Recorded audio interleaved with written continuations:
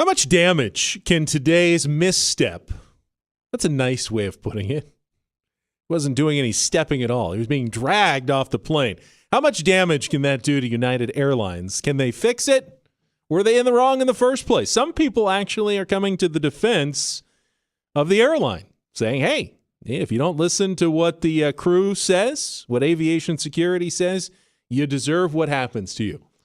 I don't really feel that way. I don't think anyone deserves what I saw on the internet happen to them, but give me your opinion. 800-600-KOGO. Joining us right now on KOGO at Night with Ben Higgins. She is a business ethics lecturer at SDSU. Wendy Patrick with us here on News Radio 600 KOGO. Wendy, thanks for your time.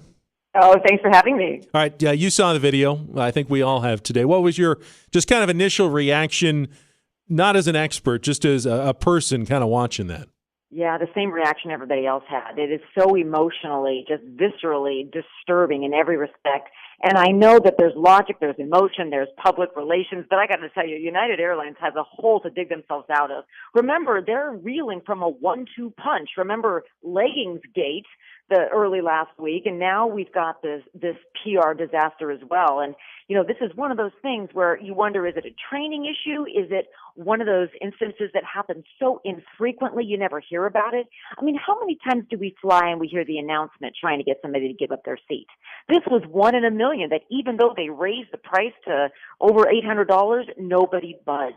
What we saw is we saw a scene that we should never see on cell phone video or otherwise, an unreasonable, involuntary deboarding of a passenger. That's the only way to explain it. You know, Wendy, it's standard business practice among airlines to overbook flights and then, as you said, try to get volunteers, pay them off to get off the plane to make sure those flights are full. But from an ethics perspective, a lot of people don't think that's okay, that they should only be selling the number of seats that they have on a flight. Where do you come down on that one?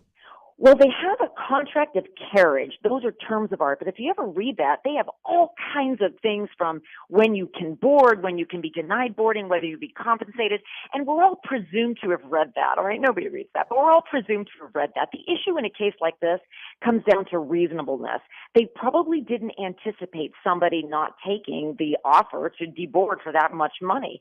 So it's the reasonableness of the removal. Now, what you're seeing now, we're kind of still in breaking news mode on this. You're seeing everybody looking to see, well, what are the rules for deboarding an involuntarily dismissed passenger? And how do you choose who to deboard? And how do you do it? Do you do it by force, if and when? So you can imagine that this is something you got to believe all the other airlines are following very closely. But it appeared to be a bit unreasonable, that's probably an understatement, in the way they forced this man off. He went passively limp. He was bleeding. It's unclear how that happened, Ben, because although cell phone video covered a lot of it, we didn't actually see the initial, but we did hear the scream. So it doesn't look like it was done per protocol, whatever that means. I guess we're all going to wait and see what the airline comes up with here. Whatever happened to the customer is always right. Or fly to friendly skies. Well, that you're paying a lot of money, obviously, when you buy an airline ticket. Does that give you any rights at all? I mean, can you sign away your life with these disclaimers, as you said, carriage agreements? Are you basically signing away all your rights as a passenger? Is your $500 or whatever you're paying give you at least some sort of recourse? But you hit the nail on the head. How much you're paying. You'll notice that they rarely remove somebody from first class, and I wonder whether they remove somebody who subscribes to their flight program, the lounge access, who has the credit card. So, and again, I'm speculating here, but only because that's been the chatter all day today, is how do they decide who to deplane? An argument might be made that they wouldn't select their loyalty passengers or somebody in first class. Can you imagine? Yeah, I think you're pretty safe on that assumption there. Yeah, Miss Stuffington in 2B is not going to be dragged off of the plane before John Q. Coach in aisle 36F.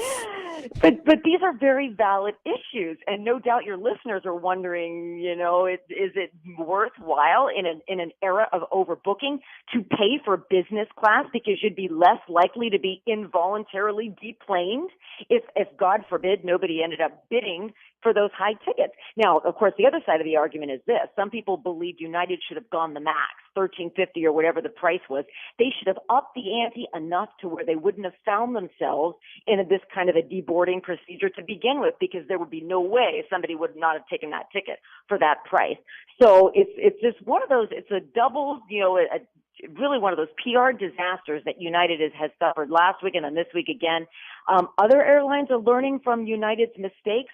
But who knows? United may actually turn out to be the friendliest plane in the sky because of the way they may be revamping or considering revamping their procedures.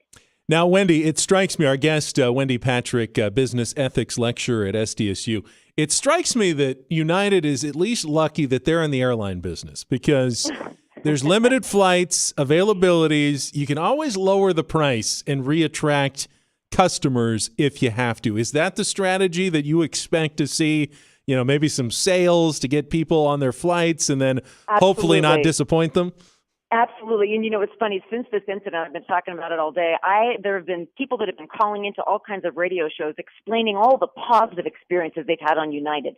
Everything from United retweets back to them right away and they get a free drink brought to their seat. This is in flight, mind you. One of the other things United has often done is they're very quick to respond. Now, maybe too quick to respond. If you look what the CEO said today, they should probably wait a little longer. But it's one of those things where there have been an enormous amount of positive experiences with United, and the tide is beginning to turn just a bit late in the day where people are weighing in saying, oh, come on, other airlines have had this as well. This is just the most recent episode. Here is all the positive things that I've experienced with United.